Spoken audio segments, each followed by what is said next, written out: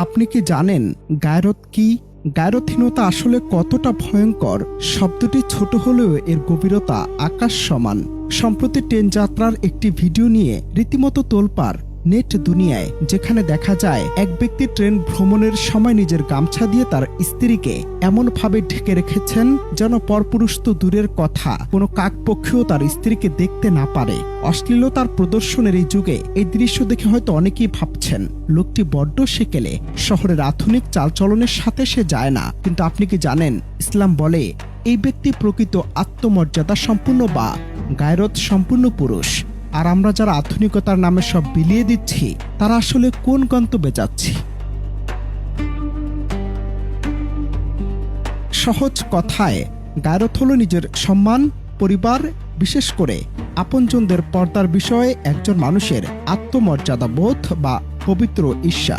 যেখানে আপনার স্ত্রীর শরীর অন্য কেউ দেখা তো দূরের কথা, তার নামটুকুও যেন পরপুরুষ জানতে না পারে। অথচ আজ আমরা কোথায়? রাসূলুল্লাহ সাল্লাল্লাহু আলাইহি ওয়াসাল্লামকে একবার সাহাবী সাদ ইবনে উবাদাহ রাদিয়াল্লাহু তাআলা আনহু বলেছিলেন, আমি যদি আমার স্ত্রীর সাথে পরপুরুষকে দেখি তবে তরবারি দিয়ে আঘাত করব। রাসূলুল্লাহ সাল্লাল্লাহু আলাইহি ওয়াসাল্লাম সাহাবীদের উদ্দেশ্যে তখন বলেছিলেন, তোমরা কি সাদের গায়রত দেখে অবাক হচ্ছ? আমি তার চেয়েও বেশি গায়রত সম্পন্ন, আর মহান আল্লাহ তাআলা তার চেয়ে বেশি গায়রত সম্পূর্ণ। কিন্তু আফসোস, আজকের এই তথাকথিত ডিজিটাল যুগে এই গায়রত যেন জাদুঘরে ঠাঁই নিচ্ছে। ইসলামে এমন গায়রতহীন পুরুষকে বলা হয়েছে দায়ুস। আর হাদিসের কঠোর হুঁশিয়ারি, 3 ব্যক্তির জন্য জান্নাত হারাম করা হয়েছে: মদ্যপায়ী, পিতামাতার অবাধ্য সন্তান এবং দায়ুস। ভিউ, লাইক আর ফলোয়ারের নেশায় আমরা আজ এতটাই অন্ধ যে তথাকথিত ফ্যামিলি ব্লগ আর কন্টেন্টের নামে নিজের ব্যক্তিগত জীবনকে পাবলিক প্রপার্টি বানিয়ে ফেলছি।